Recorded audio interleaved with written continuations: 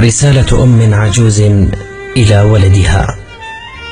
ولدي الحبيب، عندما يحل اليوم الذي ستراني فيه عجوزا، أرجو أن تتحلى بالصبر وتحاول فهمي.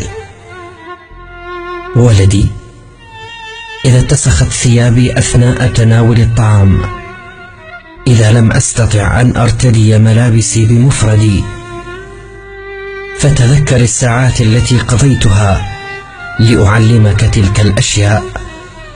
ولدي الحبيب، إذا تحدثت إليك وكررت نفس الكلمات ونفس الحديث آلاف المرات، لا تضجر مني، لا تقاطعني، وأنصت إلي وتحمل تكرار أسئلتي. فعندما كنت صغيرا يا بني، كنت دائما تكرر وتسأل، وأنا أجيبك بصدر رحب إلى أن فهمت كل شيء.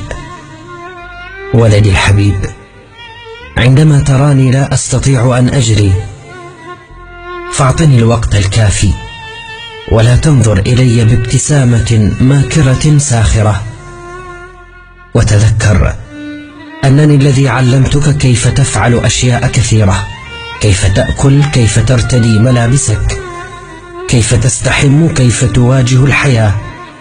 يا بني، عندما أفقد ذاكرتي أو أتخبط في حديثي، فاعطني الوقت الكافي لأتذكر، وإذا لم أستطع لا تفقد أعصابك، حتى ولو كان حديثي غير مهم فيجب أن تنصت إلي.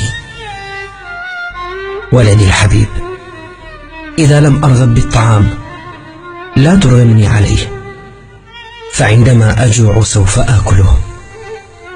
ولدي الحبيب، عندما لا أستطيع السير بسبب قدمي المريضة، أعطني يدك، أعطني يدك بنفس الحب والطريقة التي فعلتها معك لتخطو خطوتك الأولى.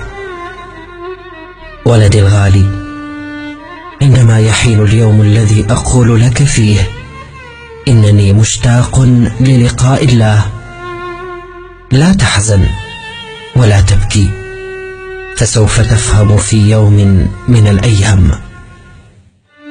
ولدي، حاول أن تفهم أن عمري الآن قد قارب على الانتهاء، وفي يوم من الأيام سوف تكتشف أنه بالرغم من أخطائي فإنني كنت دائما أريد أفضل الأشياء لك، وقد حاولت أن أمهد لك جميع الطرق. ولدي الحبيب، ساعدني على السير، ساعدني على تجاوز طريقي بالحب والصبر مثلما فعلت معك دائما.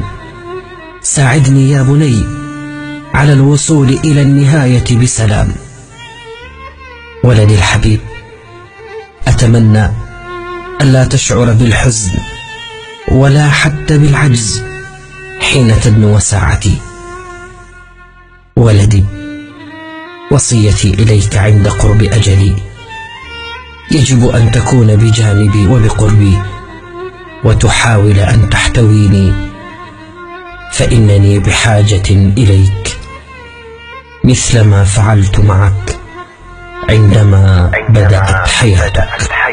يا رب